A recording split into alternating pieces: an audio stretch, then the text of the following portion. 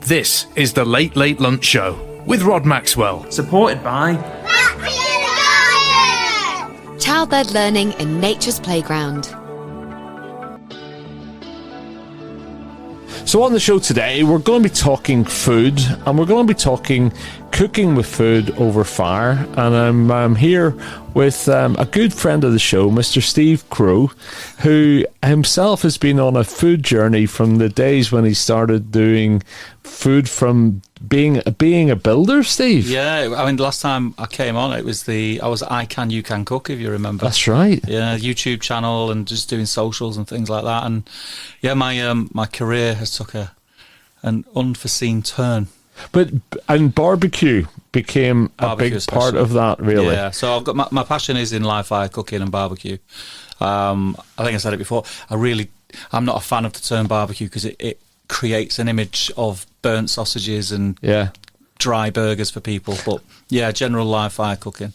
It's live fire cooking is what you're talking about, and you now with the guys from Millington Hall Farm are bringing that into a festival environment with music and food, and I think some of probably the best wildfire chefs in the country. Yeah, it was.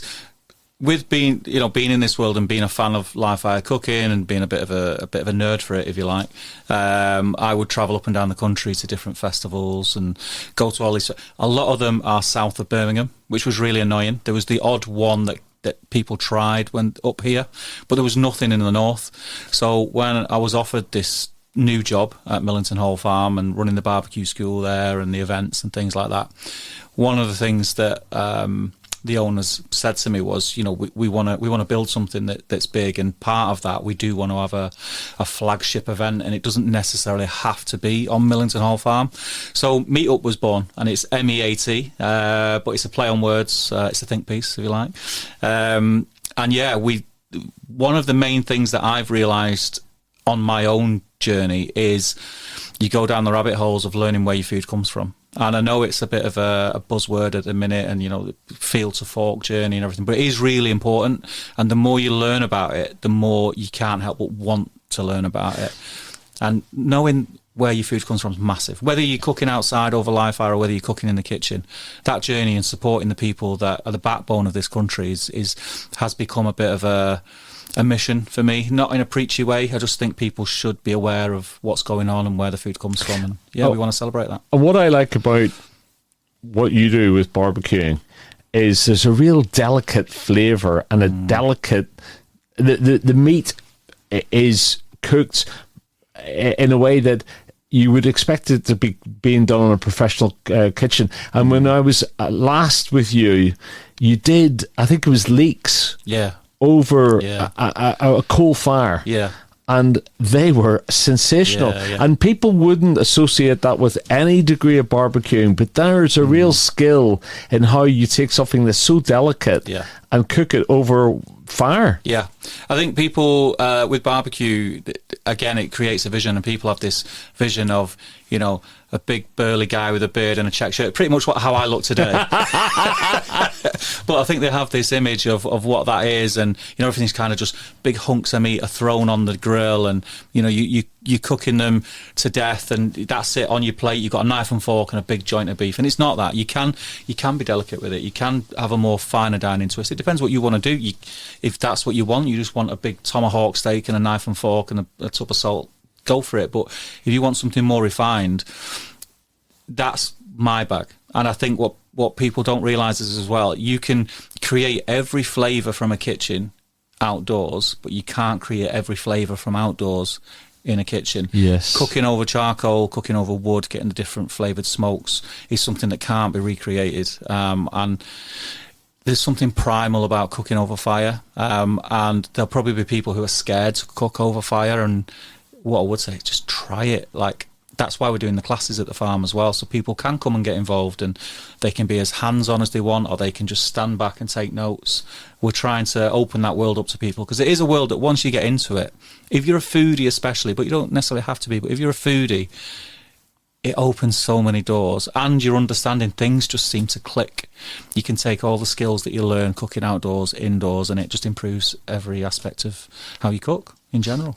And just as the UK has been on a journey around food generally, and I do think we are now a nation of foodies where people appreciate food. When they go to a restaurant, they understand the process more. They look for a food experience, not just to go out. It's the same with barbecuing. We've gone a huge step from those ones that you bought from a garage and you took to the beach through to gas barbecue, now to charcoal, now to live fire barbecue. That is there's a big difference there between one to the other, isn't there? Yeah, I think not just for live fire and barbecue, but I think after COVID, I think us as a nation, probably worldwide, but I think definitely as a nation, I've noticed that, and from a personal point of view, I'm very much more aware of what I'm spending my money on in terms of food, and especially when I eat out. I want to make sure that when I eat out, I am getting value for what I spend. Purse strings are a little bit tighter now than they used to be, and people expect that.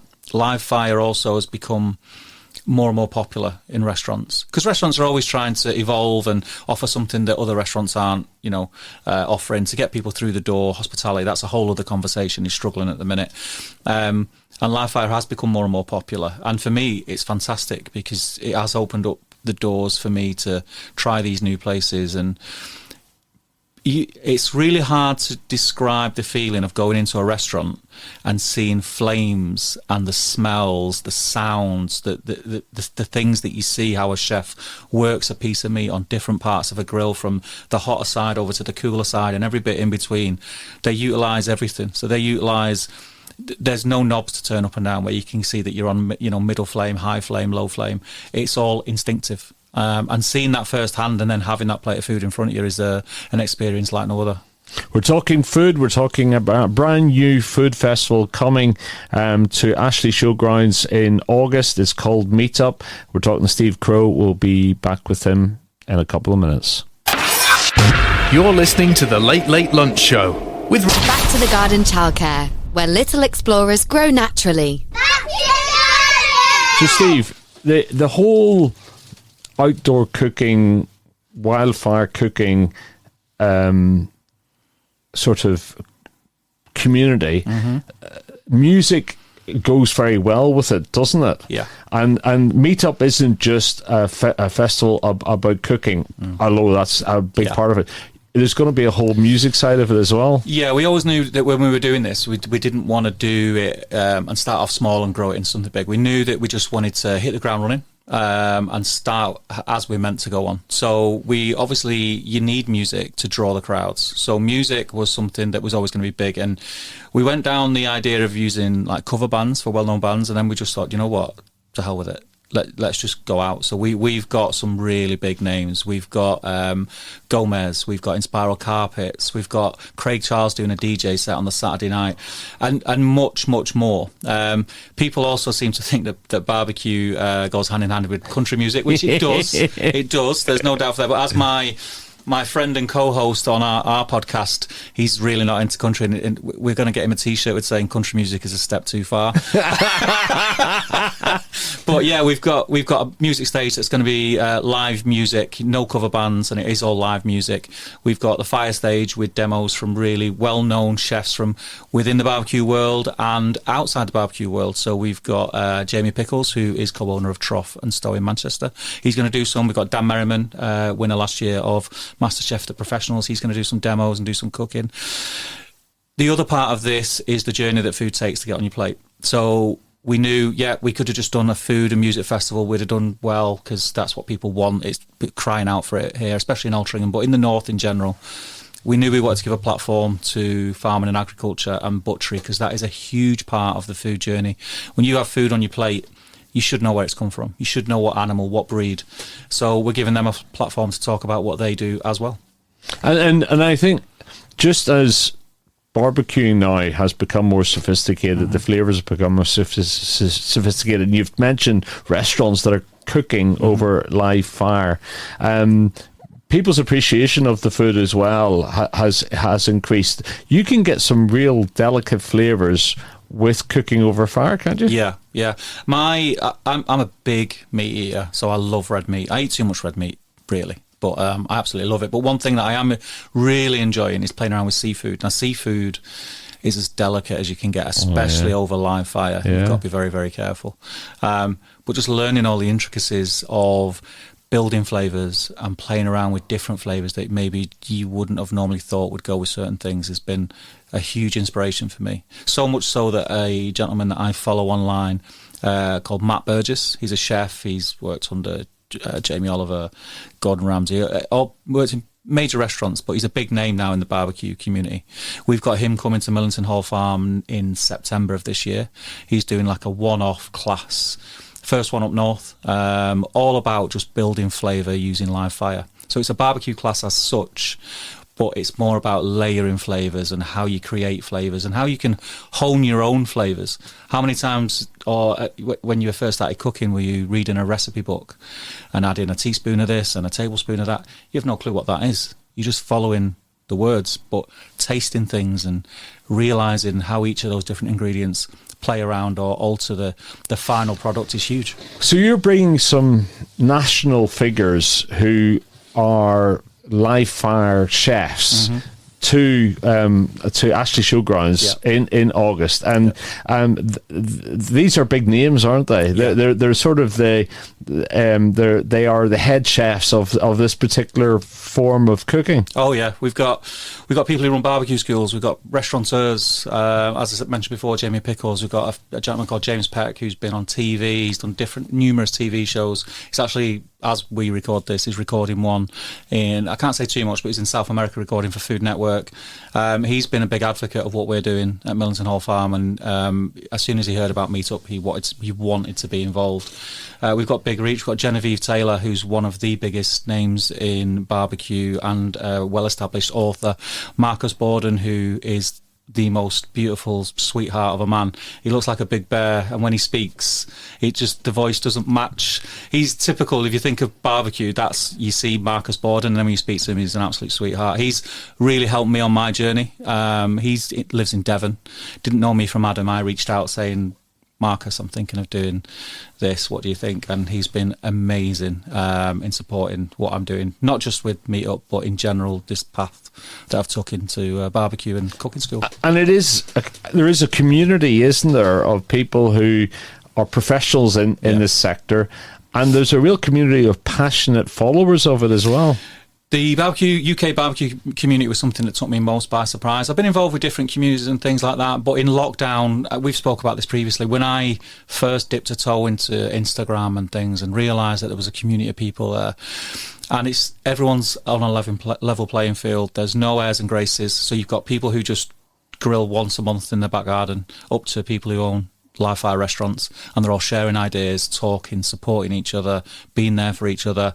There's no cliques, there's none of that in the UK barbecue community, and I think it's the reason why I'm here today, why I decided to take that leap from my old career into this one. It's had a massive impact on me, and I can't recommend enough for people to see what it's about. So if you are a food fan, generally, if you are a barbecue fan, or if you're somebody just intrigued and would like to get away for a weekend, meet up at Ashley Showground 1st to 2nd August, and that's what we're talking about today. We're talking with Steve Crowe. He is a man who's been on a huge food journey, really, haven't you? A little bit. and you really dipped your toe in, and now you've landed in this food sector, live fire cooking. And we'll be back with Steve talking about Meetup a little bit in a few minutes. This is the Late Lunch Show with Rod Maxwell on Radio Alti. So let's just talk about the event. It's over 2 days. Yep. It's at Ashley Showground on the 1st to 2nd of August. Yep. And although it's going to be focused around live fire cooking, it's going to have wider food, butchery, lots of other things. So and live music as well. Yeah, so there's going to be so much going on there, and it's ever evolving as well. So we want to appeal to numerous different sort of groups of people. We want local families to come, bring the kids, learn where the food comes from, learn about that food journey. So we've got butchers there. Butchery is a dying trade in this country especially, and we have some very, very talented butchers. I think, if I'm not mistaken, the average age of a butcher currently is 60 years old. Really? Which shows you that people are not getting into it. We're going to have a stand there on the weekend, which is just open for people to go and have a chat, to find out how to get apprenticeships into butchery and see what that journey looks like. Same with farming and agriculture. The farmers need all the support they can get. They've kind of been dealt a rough hand. But without them, we just wouldn't have the food that we have and the options that we have. We have some of the best produce in the world, in the UK, and we need to champion that. Our grass-fed beef is well known to be some of the best in the world, and importing things from hundreds of air miles away just seems crazy with what we've got on our doorstep. And if we take different cuts and we also talk about, beef versus lamb versus fish, each of them will have to be treated slightly differently when it comes to any sort of cooking, but especially live fire cooking. Yeah, you have to look at it different ways. And with live fire, I think a lot of people as well, until you dig a little bit deeper or go onto a class, you don't realise that there are multiple different ways to barbecue. So you could grill over direct heat fire. You can grill over indirect heat. You can have a lid on your barbecue and you can start to cook low and slow and roast. You can have different woods in there and smoke meat and impart flavours subtly into the different meats. And then different meats react differently to different woods. So red meat can take really strong woods like oak and hickory and things like that. If you're cooking fish or poultry, you want to go more down the milder, fruity woods, which work really well. And these are all things that, it is a can of worms. When you open that can of worms, I've just found it really addictive, and it just let me express myself in a way that I've not been able to do for years. I absolutely love it. And again, the community is a huge part of that. The people around me have just been so supportive and full of ideas and supporting the things that we do. And what I've learned a little bit is that no two barbecues are the same. I mean, when you talk about even like a live fire barbecue, you've got different types. I mean, I've seen you down at Millington with something that looks like a steam locomotive. It's a huge talking beast. About the amount here, Rod, because my wife could listen. Not the money, but you can go from doing something that's almost like a bucket, yes, through to one that's one of these egg type ones, which you're going to show, to something that resembles like a torture chamber, if you like. But I'm assuming that some of the techniques are consistent regardless of what type you're using. The fundamentals are pretty much the same across the board. If you are cooking, it's really hard to say it falls into this many groups, that many groups when it comes to live fire cooking and barbecues, because there's so many different ways to cook. I'm going through a bit of a phase at the minute with open flame, live fire, sort of asado cooking. So, the ones that have that big crank and you lift and lower the thing, like you say, it looks like a torture chamber. That's like South American style Argentinian asado. Loving that at the moment. But yeah, I mean, if you have a barbecue with a lid, so if you have a Weber kettle, you can do pretty much everything. I would always suggest buying a barbecue with a lid, starting there, because then you'll go, right, okay, I prefer to grill rather than smoke, or I prefer to roast rather than grill. And your next purchase or your next investment or class that you go on can be down that route. It's not just, this is barbecue and that's it. That's the beauty of it. You can do whatever you want. You could dig a hole in the ground, fill it with rocks, light a fire, get yourself a metal mesh tray, and that's barbecue. It's barbecue. Yeah, that's how they used to do it. So will you have at Meetup? Will you have different vendors there as well? Oh yeah. So the vendors, we spoke about this quickly prior to recording. I'm very proud of the food vendors that will be serving food, the food that will be on offer. Pretty much handpicked everyone from the people up and down the country at different events, restaurant owners that we wanted there. Meetup is a celebration of barbecues, a music festival. It's a educational weekend where people can learn about the journey of food. But the main thing is, I want people to come away from that and say, that was the best food I have ever had at a festival. That's my aim. If I can do that, I'm very, very happy. We're talking food. We're talking food festivals. We're talking meetup with Steve Crowe, and it's the 1st and 2nd of August at Ashley Showground. It's about music. It's about food. It's about butchery. It's about live demos. It's about food. There'll also be bars as well. We'll talk a little bit more to Steve after the break. This is the Late Late Lunch Show with Rod Maxwell on Radio Alti. So it's the 1st and 2nd of August. Is that a Saturday and Sunday? It's a Saturday and Sunday. There is camping available as well. So if you get yourself a camping ticket, you can actually arrive on the Friday. Oh, nice. And what we're trying to do, again, that's just a little bit different than other festivals. The camping area will be open. And what it means is that if you are camping, you can come on the Friday. There's no queuing on the Saturday. You are there. You're ready to go as soon as everything kicks off. The other thing about the Friday is on the campsite, we are having a communal cooking area, where you are encouraged, you don't have to, but you're encouraged, if you want, to bring your own barbecues. But there will be barbecues there that you can use. We want to get a little bit of a community vibe, almost like a cookout feel for the people who are camping in a little area. There'll be some music on in the background. You'll be able to get yourself a drink, cook some food, or just share food with the people around you. And yeah, community is at the heart of everything we're doing with this.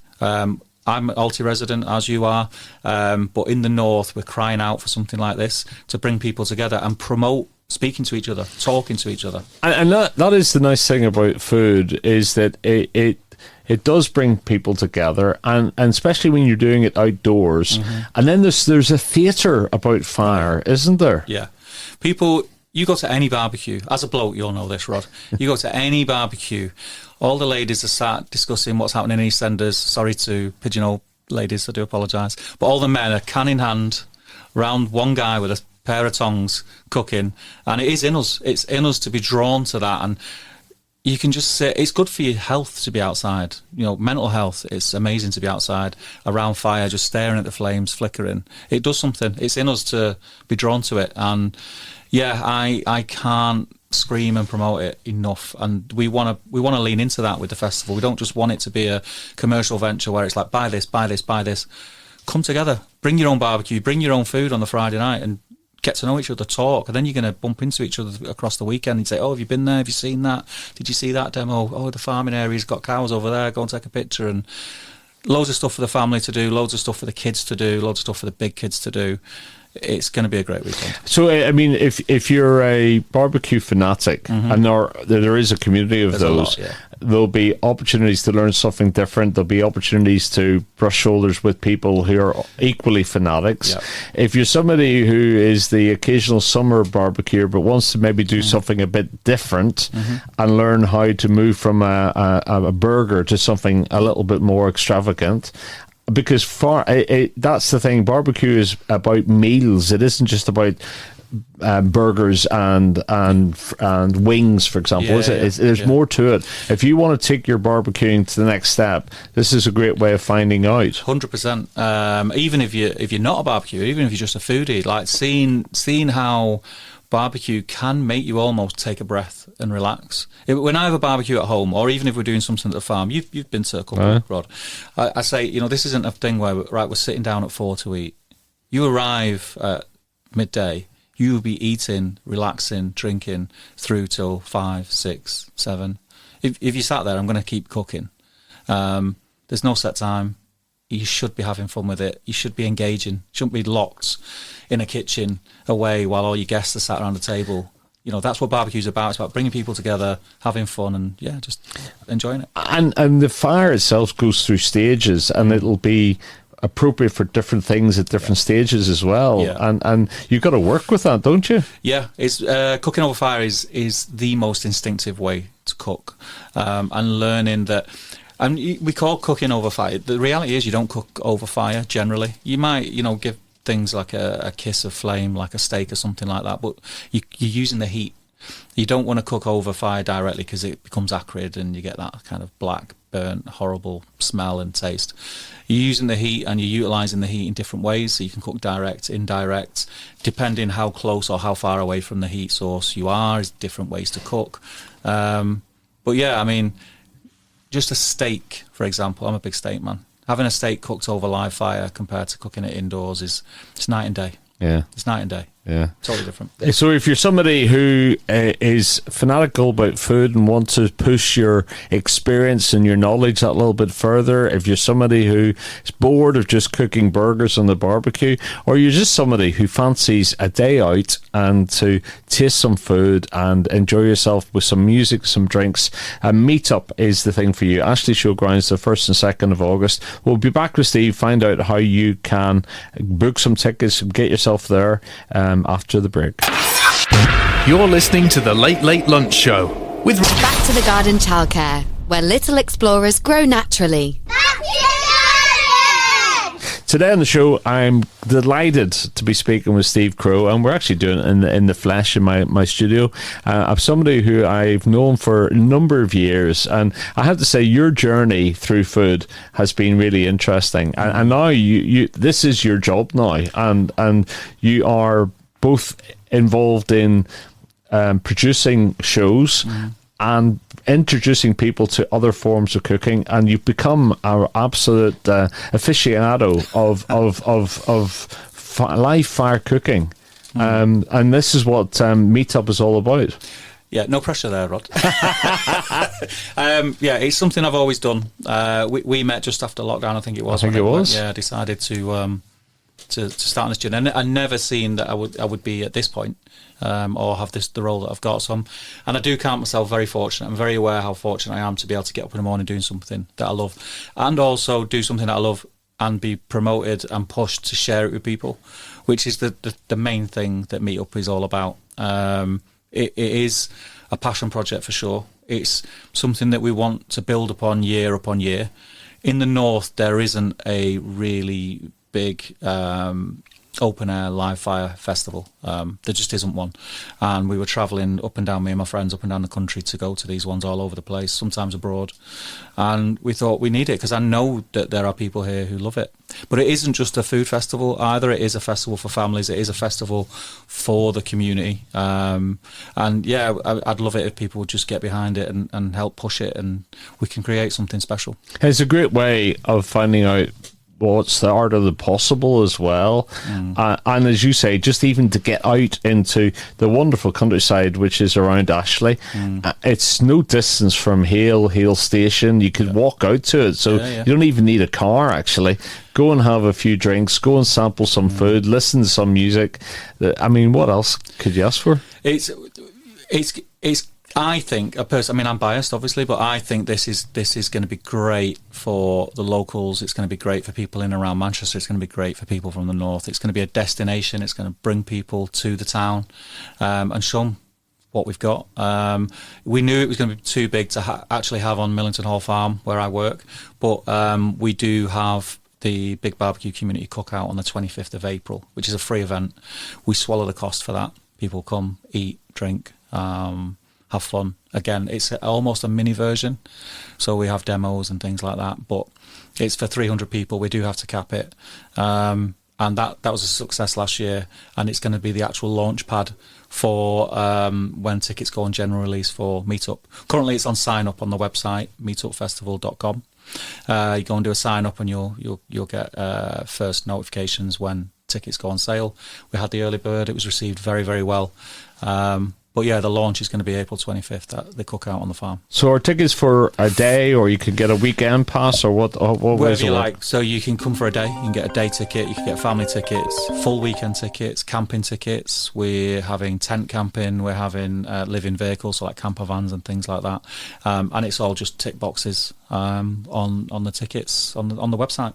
So the date is the 1st and 2nd of August. That's the Saturday and Sunday. The festival is Meetup, and that's MEAT. It's at Ashley Showground, literally a stone's throw from Hale. You can get to the train into Hale, walk down, even enjoy a couple of drinks on your way down if you wanted to, and you'll be able to see live cookery demonstrations. You'll be able to taste the food, feel the food, have some drinks as well.